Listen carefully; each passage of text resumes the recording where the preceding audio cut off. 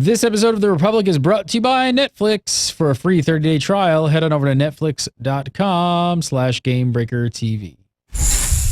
GameBreaker TV.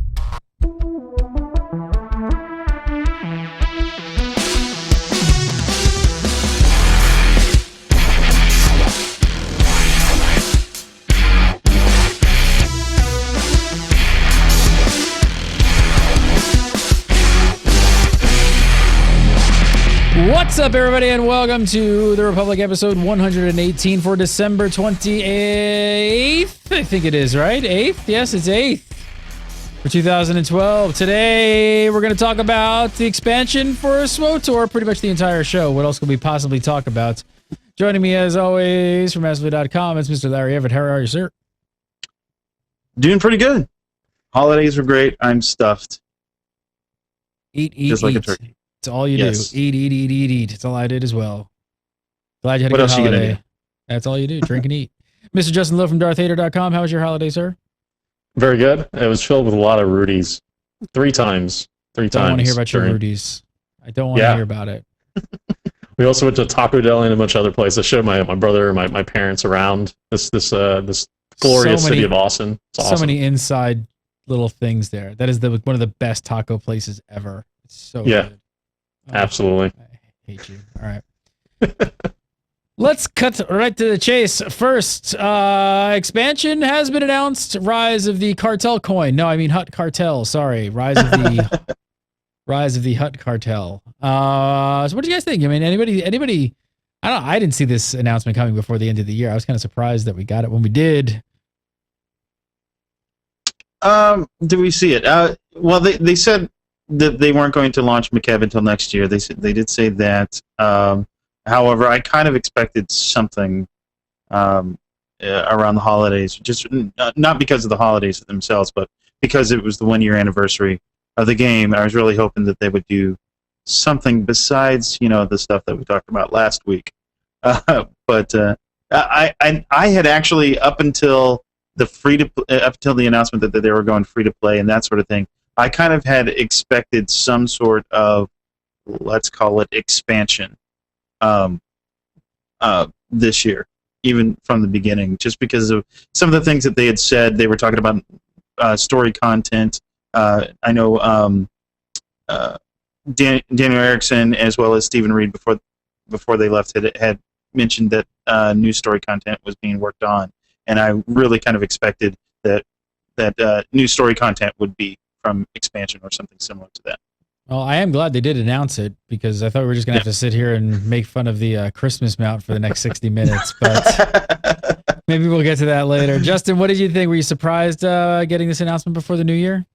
I was surprised. It's a good announcement. It's nice to see that they're actually considering the new expansion, that this stuff is actually on its way to launching. It kind of fit in our sort of original idea of when it would actually come in.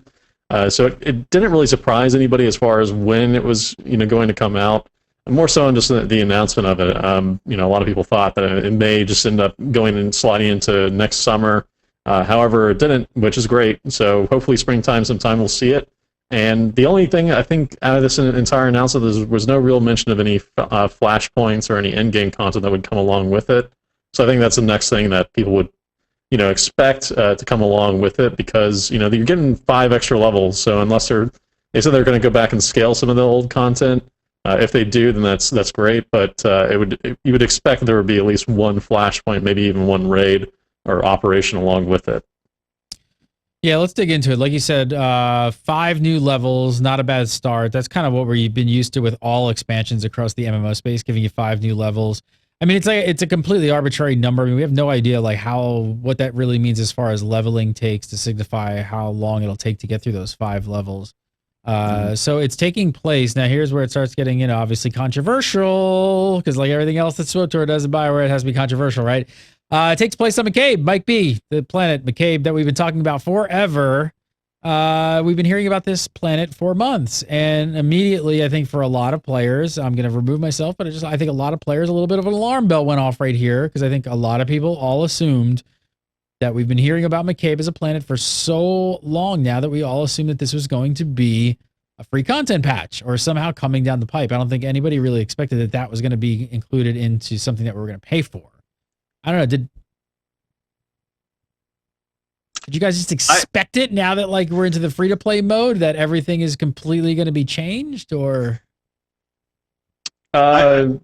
Go ahead. I didn't expect it to be free personally. You know, it going back to, I mean, obviously they had stated there was that quote from James Olin that, you know, is out there in the ether that we're still in the process of trying to find where that quote comes from. We weren't actually able to find it. We were able to find a quote that was somewhat similar to that sort of speaks on it. However, regardless of that, you know, there were a bunch of people who thought that this was going to be free, either because of vagueness or not really explaining it to people. And, you know, yeah, there were a lot of people that were upset about it, but at the end of the day, and you're talking, especially if you're still subscribing as a player, you're only really talking about $10. And if you're not subscribing, it's about the amount of cost of we'll get to cost and stuff like that. Just calm down. Stop. You know, we'll get to all those things. Don't worry. We're gonna pack the entire thing. We got an hour to talk about this. So I don't know. As far as Larry, were you kind of taken off guard? Did you expect this to be a free content patch? I expected it to be free for subscribers. Let me talk about. Let me say Makeb. Let's specifically talk about that for a second. I mean, because that's the part of the content we've been hearing about forever. Did you always assume that we were going to get that in a content patch, or did you assume that when it went free to play that we were going to pay for Makeb?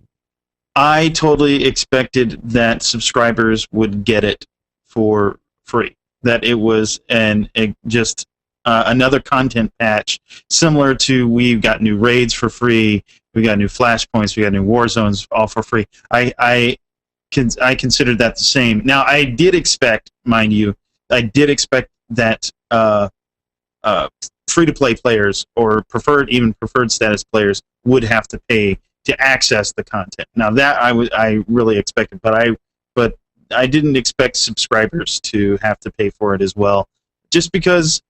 And like, you know, Justin kind of alluded to, they didn't say specifically that Makeb was going to ever be free, but they kind of hinted, and I would have to look up the quote, but they kind of hinted that content for subscribers, and this was early on, would not cost anything.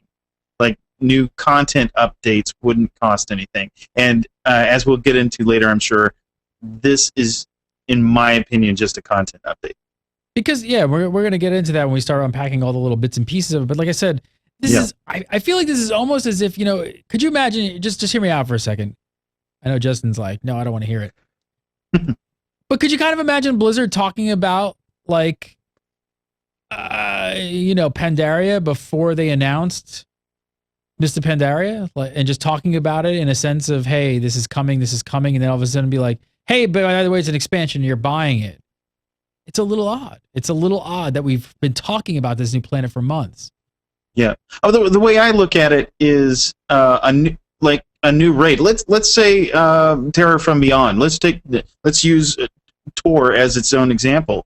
You know, they talked about Terror from Beyond well before it was in the game at all, and they went through what it was about. They showed it off at different places and whatnot, and let us, you know, give us a real good feel for the game, for the I'm losing my raid, for the raid, and then it's like at almost the 11th hour they say, hey, by the way, you're going to have to pay for this.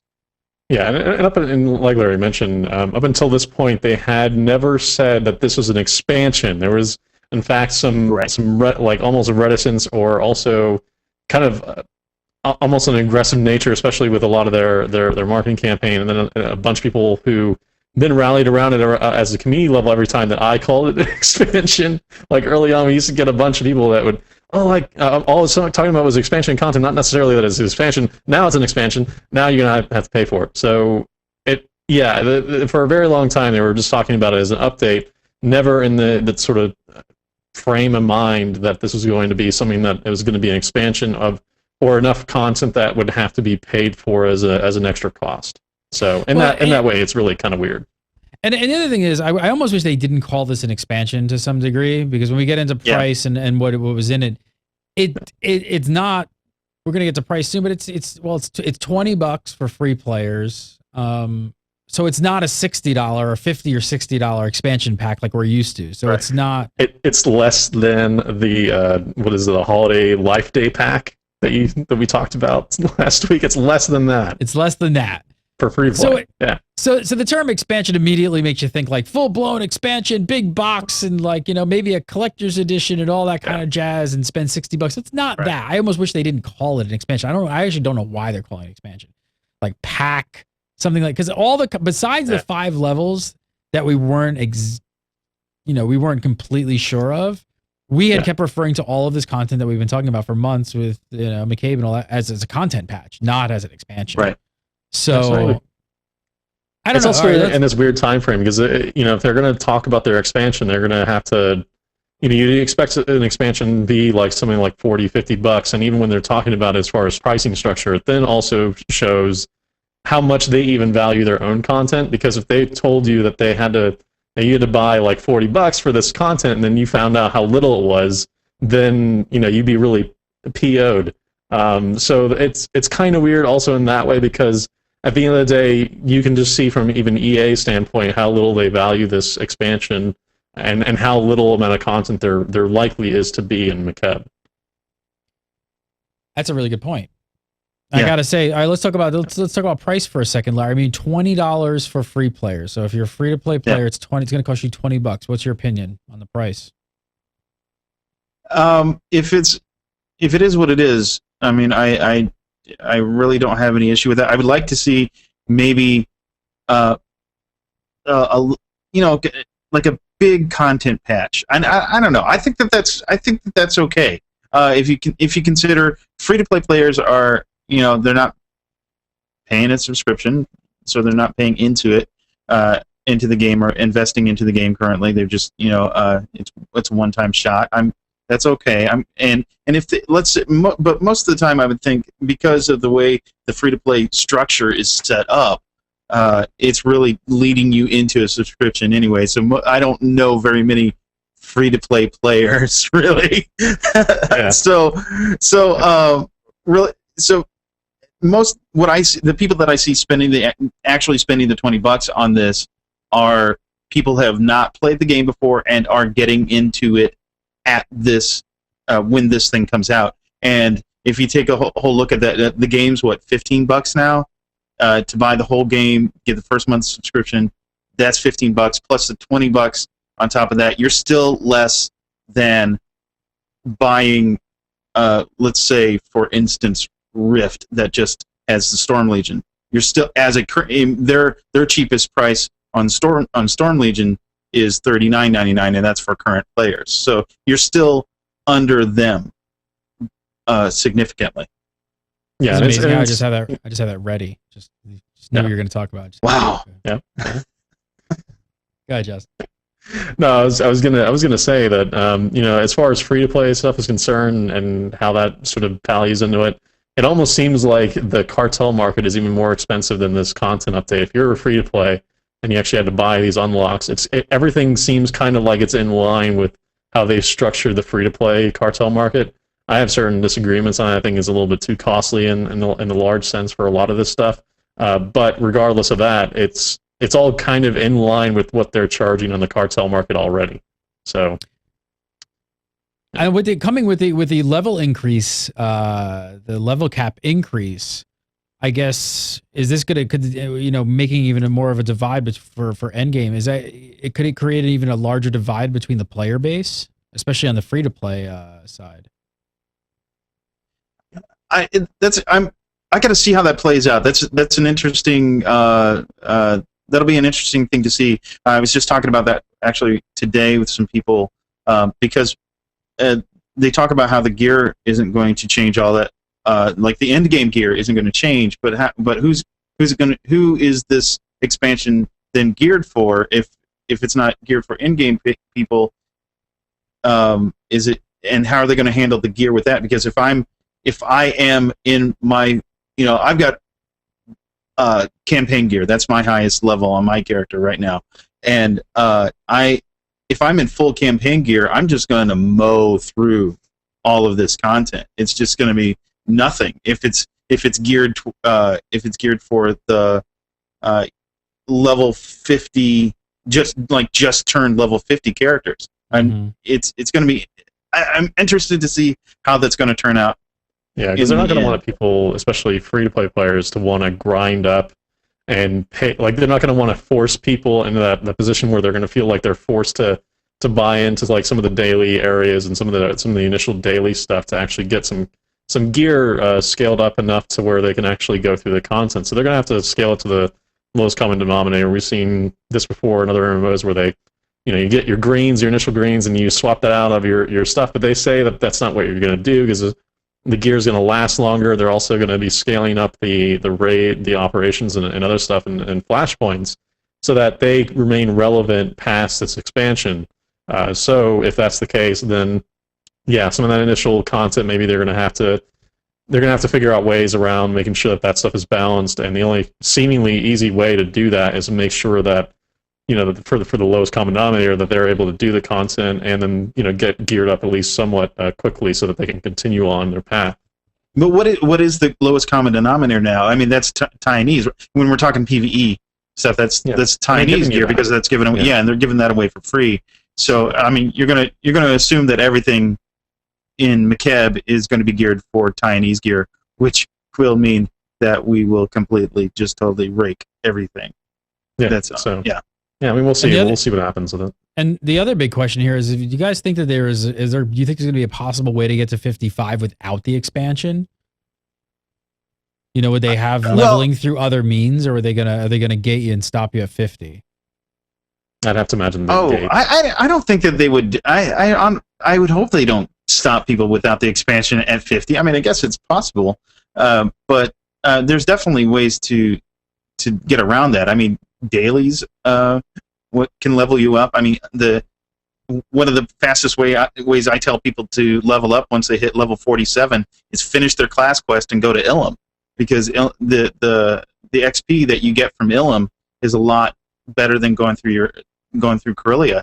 So there's definitely XP for endgame. But I'm kind of adjusting here. I think they're going to gate you. I think they're going to stop you at 50 if you don't have the expansion. And that's what I'm saying. That's where I think it's easy. So if you don't buy the expansion, you're going to have even more of a player-based divide, especially like when it comes to PvP and stuff. You're going to like exactly. Well, that's what I was going to get at. That is going to destroy raids and destroy PvP because you're going to be dealing with two different levels of people playing the game, so they have to allow you to get to 55 without the bolstering system. If they're going to do the bolstering system, since dealing with if they keep the bracket from 50 to 55 and they make sure that that's the bracket, I doubt it will make that big of a difference because of the bolstering system. But yeah, initially you're going to maybe see that stuff coming into play a little bit, from the disparity on that stuff. But I doubt it's going to be as big of a deal as a lot of people think. And then BioWare, at least, from their recent Q&A, said as much that they're not going to be tiering it out anymore, even with the expansion. So there's not going to be like a 1 to 49 and then a 50 and then a or 50 to 54 or 51. They're not going to do extra brackets. So I don't know. It's going to be really interesting how they handle this, because that could just become a disaster. Because I mean, there wouldn't even be. I don't think there's enough players for them to start bracketing all that kind of stuff. Anyways, there's just. I would give them the benefit of the doubt, saying they can't be so stupid as to, but they have in the past. So it's very possible that they haven't even looked at this. No, they've been asked it, but but still, I think they're going to gate it. I don't know. All right, now the other side. Let's talk about subscribers. Actually have to still pay $10 for this. Again, subscribers having to pay for something that I think we all thought was. Now, is this why they're not calling it something other than an expansion? Right? Because I think it should have been called some sort of like adventure pack or pack, some or the other. But if they called it anything other than downloadable content, let's call it that. I mean, yeah. But again, subscribers kind of all expected this content to come in a content patch.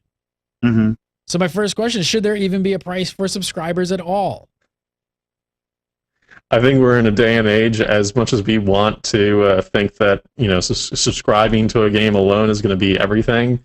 For MMOs to make money, especially the ones that are more niche and don't have as big of a player base, they're going to have to go into venturing into this area of downloadable content that you pay for that is essentially an update. And I have to assume that this is EA kind of toying, and EA and BioWare kind of toying with that to kind of see how well this actually does, and if it doesn't, then they'll figure out another way to sell you on some other stuff. How does this look in the wake of Guild Wars 2, which is a buy the box, no monthly subscription, and they've already run so many like player events and world events that have, which is kind of essentially what this is, minus a level cap increase and stuff like that.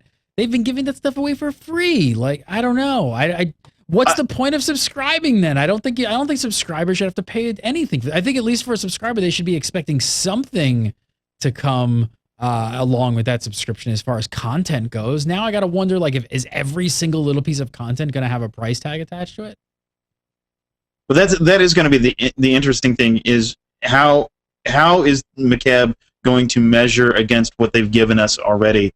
Because if it's equivalent to some of the stuff that they've given us already in individual patches, I mean, if it's equivalent to that, then absolutely that is a valid concern. I mean, are we looking at now, because we're free to play, that every single thing that we get, I mean, is going to be have a price tag attached to it? The next world event, is that going to have a price tag attached to it? I absolutely, that's absolutely a valid concern, and yeah, I just really hope that that's not the case. I mean, Justin, isn't the logic behind a subscription fee, doesn't it somewhat involve getting free major content patches? Yeah, but and we can throw around expansion, content patch, just a word. I think EA, among all the other companies, really has to figure out how they're doing their MMO structure, and this is, I feel like it's them trying to toy around with, what is essentially the first real expansion, or like big patch, like an increase in the amount of levels or whatever you want to call it, and the margins are kind of small, especially for MMOs, and we talked a lot about this in the past, about how much you can actually make with an MMO and how much investment you actually have to put into it to get it to go. And I think EA sees that over the long term. I think these pricing structures, I know you mentioned Guild Wars 2, but I don't necessarily think that's in the same league per se. I understand it's a great game and a lot of people play it. Many more play it than SWTOR do. Not disputing that at all. What I do dispute is the kind of thing that it's necessarily the same thing in what they offer. But at the end of the day, I think this comes down to how they're going to be doing their pricing structures going forward, because of the fact that you don't really have that many people that are actually playing it and subscribing to it. And they talked a lot about this in the past, especially with BioWare, talking a lot about the fact that this game was set up from the beginning to be a subscription model, and that pretty much during this time they're going to be transitioning. So I have to imagine that this is part of that whole thing where they're trying to inject some of that like console idea of downloading the content and then paying for some premium features after that. I would, however, sort of disagree with BioWare on this point, that if they're going to do this model, if they're going to do this whole, you pay like $10 or $15 or whatever amount of for the content patches, that at that point they have to make sure that they also decrease the subscribing costs, or what you're actually paying for, because what you actually get out of subscribing in the future, if they're actually going to make you start paying for these content updates, they're going to have to make a stronger case for why they're making you pay for these premium benefits, which aren't really all that much. So I agree 1000% with all of that. And I know, like, I bring up Guild Wars 2, but it's kind of just, it's more of the mindset of the gamer just associating getting like content for free. Well, here's a question: with Makeb, did we ever hear anything back in the day that there might be a level cap increase with that planet alone? We never heard about that before this, did we? No, I thought we heard it like at the announcement of Makeb that we were getting. Yeah, we heard that we were going to get the level cap increase, but never the number of levels. Like, we never got a strict number. I think specifically. Right. We all assumed that it was 5. Yeah, we always assumed that it was going to be 5. Some past games that shall not be named. Yep. Lore wants to, I'm sure he'll mention in chat. All right, I'm going to move on because the next thing here. So I think a lot of people thought, and we even talked about this in the past few weeks, that we were wondering if we would be able to buy things like this, like expansions, packs, whatever, with cartel coins. Since subscribers obviously have a bunch of them laying around, and the answer is a flat out no. No. That's been completely confirmed. No is the answer. Cash money purchase at SWTOR.com/buy only. Again, which again doesn't give subscribers a way of like using their complimentary coins that they may have stocked up. It's like because they're bleeding you. Because they're bleeding you. They're taking your wallet. They're pickpocketing your wallet while you're not looking, and they're running your credit card. They're nickel and diming you because they're scared. They don't have answers. I'm sorry. These are all tactics that are just bullshit. Like, they are bullshit tactics. This is sad. Come on. I would say that one I don't understand about at all, pretty much, for anything that they mentioned. That seems like that's just weird. It doesn't make any sense beyond, like, the money. I don't know. I'm totally on board with Gary. I'm totally on board with that, Gary. I really think that it should have been available on the cartel market. Yeah. You have virtual currency. I'm either earning it in some way or another, or I'm paying you for it, or I'm buying it, or I'm a subscriber and I'm earning it, and now you're not going to let me spend it on stuff just because you just say I can't. Yeah, it's weird. I mean, and all the other unlocks they allow you to buy, so it's just kind of weird that this is like one exception. It is it's not weird. It's greedy. The other even the other EA games don't do that. I mean, if you let's take the Mass Effect series, which has had a bunch of DLC, You can buy any of that DLC with the BioWare current or BioWare points or EA points. You can buy any of it, and that totally is like you said, it's they're nickel and diming, and it really that is annoying. And to BioWare's defense, some of that content is the best content out there. Mass Effect 3, my favorite game of the entire year. It's my #1 game for 2012. So, I love BioWare. I hate BioWare. Just happens to on this show, I now hate BioWare because I hate this team of like whoever is making these decisions is just out of their friggin' minds. Yeah. Like, they're just crazy. There's just I find no excuse for this whatsoever. Yeah, I mean, if I was, I don't buy cartel coins, so I don't mind as much spending the $10. But if I was somebody that had bought a bunch of cartel coins and saw that I could not spend my cartel coins to buy this expansion, then I would absolutely be ticked off about this, because I mean, you could buy Section X for cartel coins, for goodness sake. From free to play, if you're free to play, it just doesn't. That's why they're calling it an expansion. They're calling it an expansion, so they're not calling it content. So it's not a patch. It's not like an item. Yeah. We have to call it an expansion. We know it's not really. You have to call it an expansion. That's right. That's really. You have to call it an expansion so you can get the money from it. So you can take money from them, direct money without beyond what was. Yeah, you can't call it a content update, which it really is. I mean, really, let's be honest here. Makeb is just a content update. It is not an expansion. If it was such a big content update that it forced people to you had to transition to the Makeb servers, like your character would be like ported or teleported, and you never see the old servers again. And I would totally agree that this is a totally okay exception for them to make, but because what is essentially going to happen is you're just going to buy it, and you're going to log into the same fleet, and you're just going to go to Makeb. I don't really know if that's really all that great. You got some stuff coming out. We get to some more stuff. You're going to get new abilities. So, 5 levels, all that good stuff. I don't know. Yeah. All right, let's talk about some of these dev quotes we've gotten. So this is what Jeff Hickman had to say about regarding story with the Rise of the Cartel coin. It says, the intent for Rise of the Hutt Cartel is to continue your character's story, but envisioned as part of the ongoing struggle of the Empire versus Republic. There are lots of great moments for you to enjoy, and it will be shared as 2 clear storylines. No class-specific storylines are included, though I know you guys are going to love what, and how's this pronounced, Rothk? Is that Rothk has to offer? Rock. R-O-T-H-C.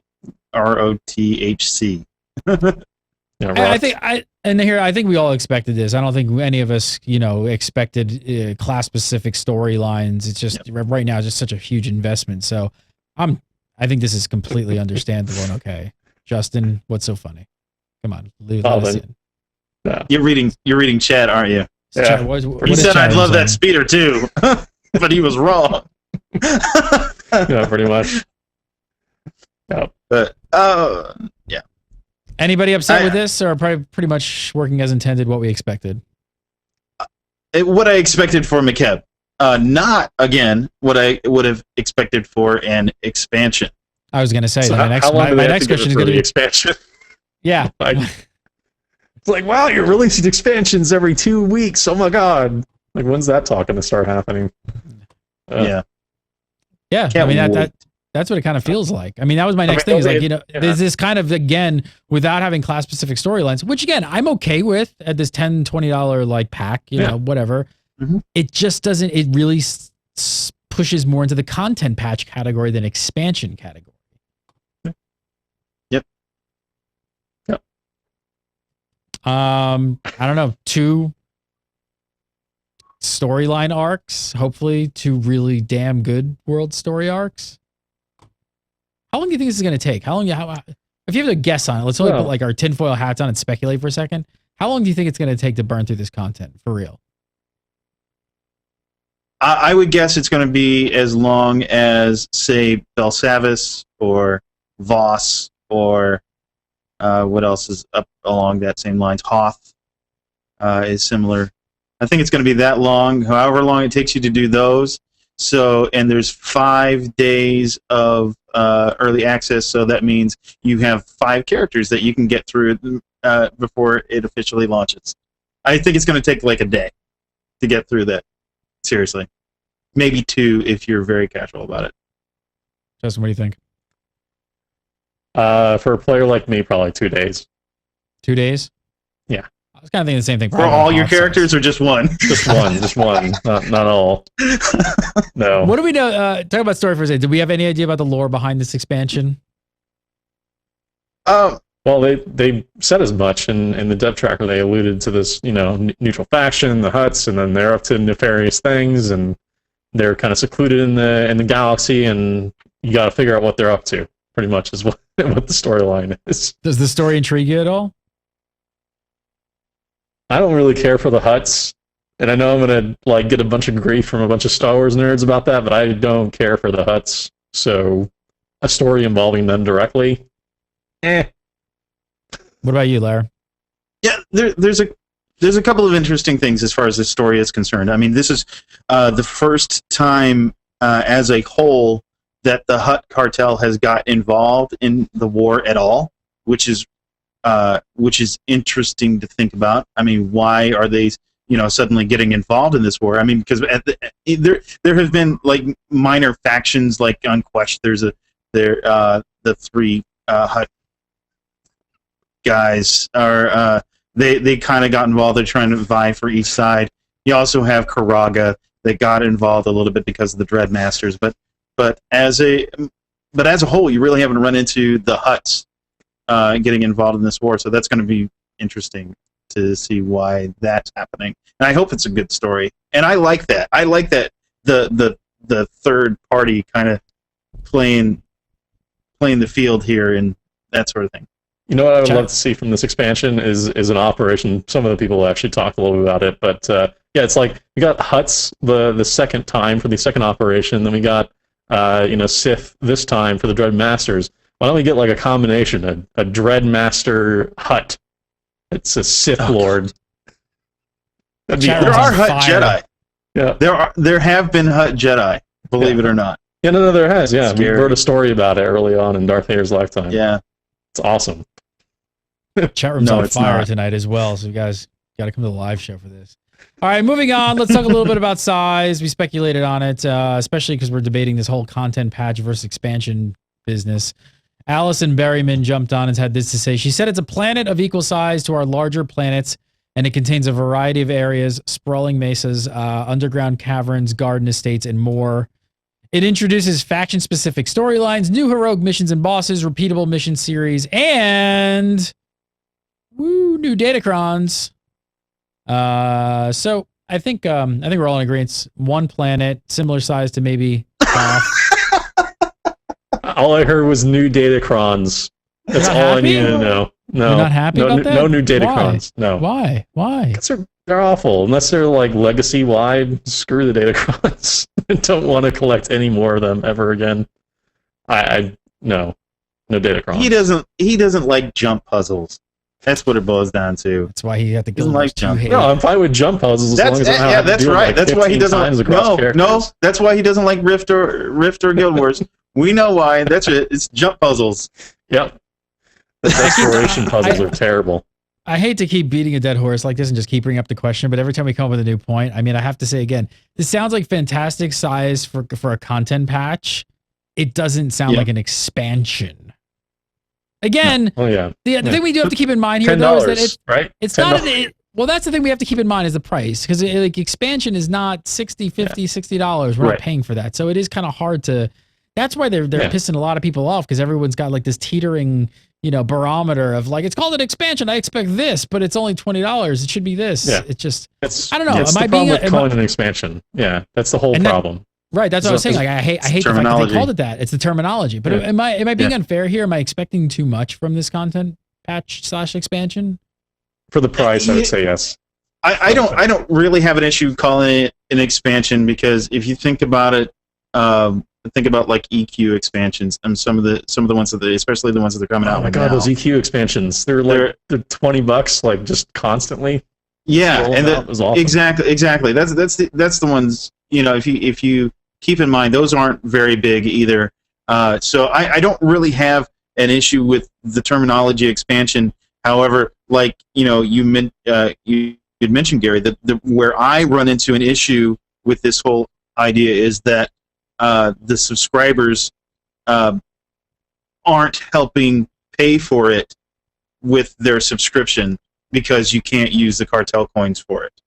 Yeah, yeah, that's the big hiccup. Yeah, for sure. That's the only hiccup I have with the terminology. Call it whatever you want. Call it, really, when it comes down to it. But that's where I run into an issue.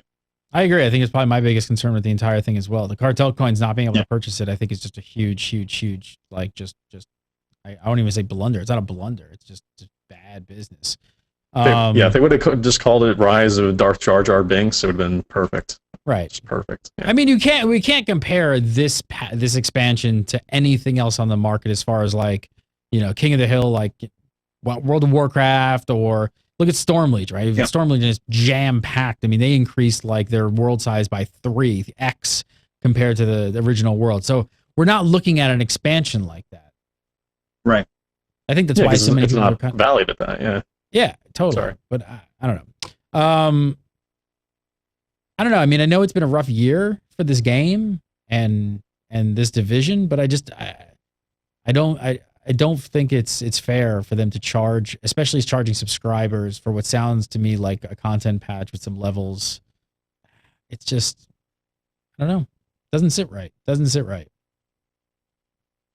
Sounds like it should have been like, I don't know. I think subscribers should have got. I keep going back and forth. Either that, or they put it toward their coins. I think, as long as they were able to put towards their complimentary coins, I think I'd have much less of a problem. So it would be like, I think you're right. If it was valued at its current rate, like if it was $10, it would be about like a little bit less than 1,000 coins for subscribers, and that's like basically an armor in the game currently. If you want to buy some like fruity armor to put on your character, but yeah, it's basically that. If that was the case, if that was how it was, I think people would have far less of a problem with it, and probably wouldn't have been as big of a deal. But yeah, I am going to Cardiff. I agree with you. All right, so let's talk a little about Larry. You touched on this before about gear progression. Allison had this to say about gear progression going into the new expansion. She said, "We can reassure you that gear you've obtained in our current endgame will continue to be relevant after the expansion is released, and it will provide a great bootstrap into the higher level content offered by Rise of the Hutt Cartel. You won't be replacing your Dreadguard gear with gear you pick up as you level, and thanks to improvements in the way item power is calculated, we won't be handing out any entry level gear at the new level cap. So basically, you won't be you won't be having the old Burning Crusade greens replacing vanilla epic situation, which on the flip side, I go back to Larry's point before is like, well, man, are people just going to rip through at least half, if not the entire bit of expansion with the gear you have, and kind of, I mean, hopefully midway through it starts getting slightly difficult. Tinfoil hat time. They could, like, if it was in your own player instance, and if it was restricted to that, maybe they could scale it. Maybe there's something that we don't see. Maybe they could scale the content to your gear level and just like make it so that it's. You think that's coming, or you just like, is that like wishful thinking over here? That's wishful thinking. That's like tinfoil hat means like it's a conspiracy theory. I think this is gonna happen. Like you're just like you're dreaming on an oasis of like, you know, chocolate booze and strippers or something. Yep. I don't know. Absolutely. Okay. So Larry, I mean, you brought this up before. Are you glad to hear this, or is it not a big deal to you, or what? Are you kind of afraid you're gonna buy it and then rip through it, or what? Well, I'm a little concerned that I'm going to just charge all the way through it, and it's just going to be, it's not going to be interesting in order for me to play. The way that can change and still keep the whole gear progression thing, relevant, is if the quests are not a bunch of kill this, click on this, kill this, click on this, like they are towards the end of SWTOR. If they're a little more figure this thing out and figure this thing out and then figure this thing out, if it's a little more puzzle oriented and less, kill 10 rats oriented, then I would like it better, and it won't really matter to me so much that it's that I'm going to just mow through the mobs. Justin, how about you? Yeah, I wouldn't even really have that much big of a deal with it, even if it was easy. As long as I get something that, has something to do with, continuing some aspect of the story, whether it be world arc or not, I think I'm perfectly fine with it. I'm actually looking forward to it, more so than probably most content updates. Now, I think the biggest thing is just whether a flashpoint or a operations coming with it, but beyond that, don't really have much of an issue with the current state of gear. All right, finally, Allison had this to say about class progression. She said, every skill tree will be expanding, and you can expect significant updates. Players will earn a new skill point with each level, and new skills will be available in each skill tree. Additionally, a new active ability will be introduced for each advanced class. We'll have more details about many aspects of Rise of the Hutt Cartel as we approach launch. So keep your eyes on the website and the dev tracker. One new active ability for each advanced class. We were wondering how they were going to handle this.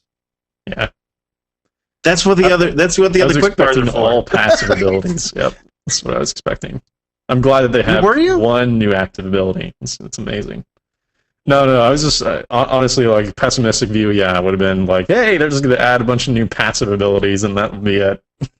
But now that they're adding some active abilities, I think that's kind of interesting. The big thing is how well those active abilities actually work in a PvP basis. And to your point earlier, Gary, how does this new PvP ability that people are getting kind of work into that? Because if it's something that's kind of like a crucial ability for your class post, like level 52 or 53 or something like that, it could be an issue in the early game of PvP. So. Yep. I mean, new abilities, everybody always like. Do you think, what's the state right now? Do you think that they could have taken some opportunity right now? BioWare could have like sort of maybe removed or combined some of the existing less exciting abilities? I don't know. I think that would have been far too much. That would have been expansion worthy. I think we are. Honestly, I go over my Marauder right now, and there is in PvP. I can't think of an ability except for maybe one that I don't use, but I would use it if I was a different spec, a different go up a different tree. I think that, I think that everything that I've run into so far are necessary abilities, or at least useful abilities, and I don't think there is very many not useful abilities, to be honest. All the active ones, at least, are useful. So, I don't have an issue with that.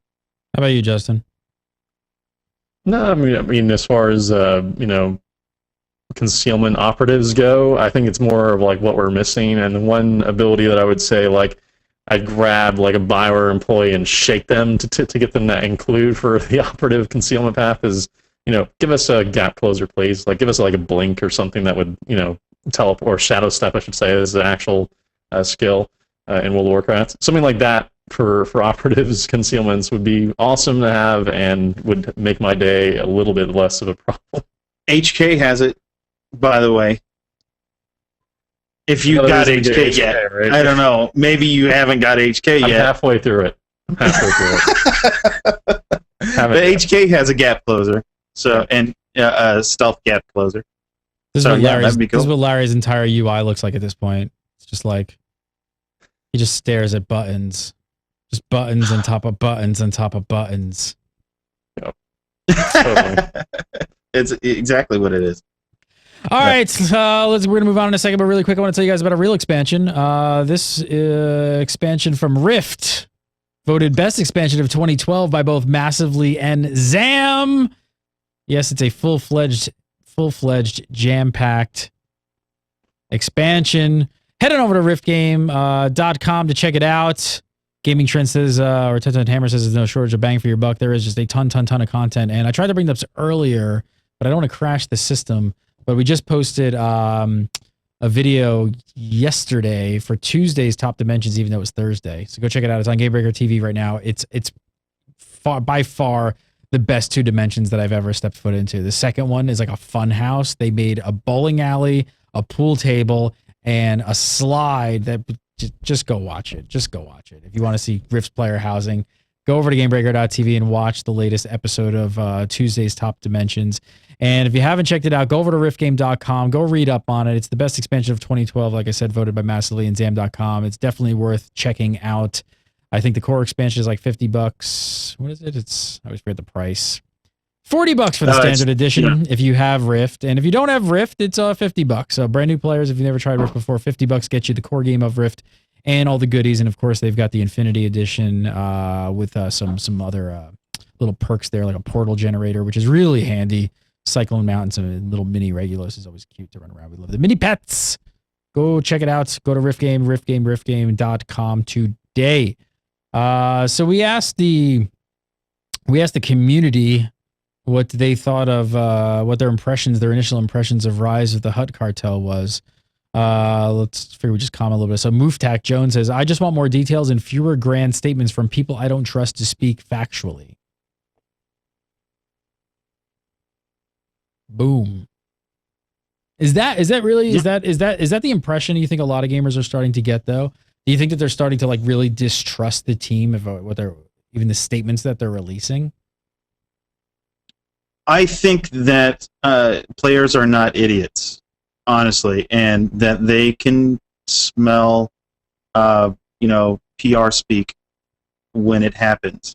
And honestly, and this is kind of something that I've kind of been saying for a while with BioWare, is that they need to get away from PR speak and, let their developers, let their producers just talk as if you're talking to another human being. Like get the producers on a live show. Like, let's get them on Gamebreaker, something along that line, and just let them talk. Let them goof up a little bit. That way it doesn't come across as PR speak, because every single thing that they say just seems very stiff and regulated. The message has to be controlled. Yep. Justin, what are you seeing in the community? Are you feeling a lot of people are starting to really? Why are you laughing? You asked me a question. I hear the question and I understand it. As far as the community is concerned, I'm sure there's some that, more than others, that are, obviously a little bit perturbed is the right word. Maybe angry is another one that, wanted to see BioWare speak up a little bit more about what they're doing and planning, but also at the same time not really have like a structured PR sort of idea. I mean, they did the live stream stuff, which is great, but it would be just nice to see them just answer random questions from the community in the chat, so that it doesn't seem like it's, hey, we picked and choose whatever thing that suits our needs for this week. So if it was that way and not the PR structured way, then I think people would be a lot more apt to like the company and be a lot more apt to think that they're a little bit more approachable. But right now, all it seems like it's got some like big PR head that's behind the camera who's sitting there glaring at them and is just literally drilling a hole into their head to not say the wrong thing. And it just seems kind of like overly scripted and is a little bit too curtailed than it should be. As far as like talking about these things. Did he just say the live streams are great? Because let's get real, those are the most awful things ever. Oh, okay. You didn't hear that was sarcasm. All right. Okay. Because those are horrible. They're really bad. They are really they are the worst. I mean, they just like scream that it's all PR. They scream PR. They might as well just have a press release written, on the screen the whole time, because that's exactly what it is. And I have to imagine somebody brought up in chat. Somebody brought up in chat that they should bring back the Guild Summit and fan site summits. I mean, at least in those two occasions, you're a little bit more approachable as far as like what they'd be talking about. Like you pretty much ask them anything. Yes, they wouldn't answer like 90% of them, but you could still ask them and see them squirm and not answer them. So anyways. You know what? Honestly, they need to bring more people like James Olin out and have him talk, because as much as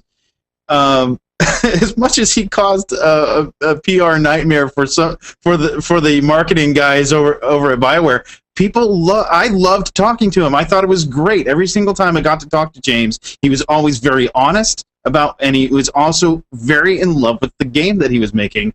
And you could just tell it by what he said and how he said it. And he was able to, and the other thing at the same time, he was able to answer some of those questions that the PR guys couldn't necessarily answer. Like if you go back and read some of my past Hyperspace Weekends, I actually had an interview with James, and he gave me the formula for expertise.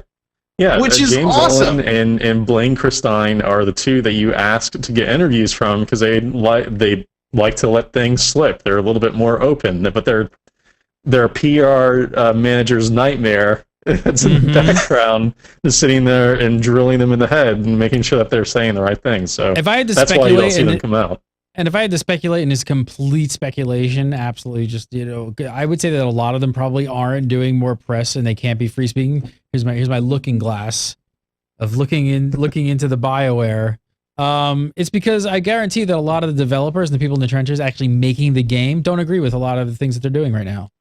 I would say a lot of them probably think that's all of these business decisions that are coming from different areas within the corporation are not necessarily things that they all probably agree with. I bet you there's a lot of internal fighting going on right now. That's just my speculation. It's possible. Completely.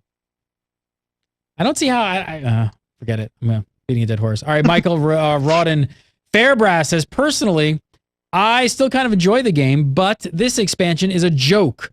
They should be working on expanding what we have, what they promised us as content, and not trying to flog us a 5-minute wonder that people will get bored of quickly. So Michael sounds a little bit miffed as well, feeling it's a content patch.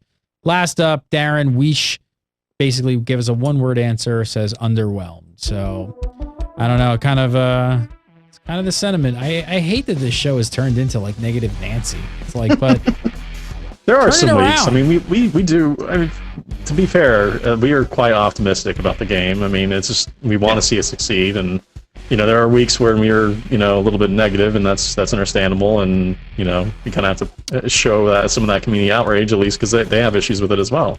We have so to. It's all this push and pull. Yeah. And you know what? Maybe somebody from watching this show over at BioWare will be like, you know what? This cartel coin thing, it's a bad idea. Let's let people buy with cartel coins. People will calm the F down. Justin Lowe, follow him on the Twitter at Zirak, at Zirak. And of course, go over to darthhater.com for all your Star Wars The Old Republic news. They do a fantastic job over there. And Mr. Larry Everett, follow him on the Twitter at Shadow, SHADDOE, and go to massively.com every single week and read the Hyperspace Beacon, his weekly column over at Massively. And you can follow me on the Twitter at Gary Gannon, and you can follow Gamebreaker TV at Gamebreaker TV. We got new shows coming, guys. Have a last Republic of the New Year, guys. Happy New Year. Happy New Year. Happy New Year to you all. Yeah. Be safe. Don't drink and drive. And I don't know. That's about it. Have a great Call week. your We'll see mom. you next. Call your mom. Call your mom. Call your She mom. misses you. Yeah. Maybe she'll buy you some cartel coins. Who knows? All right. See you next week.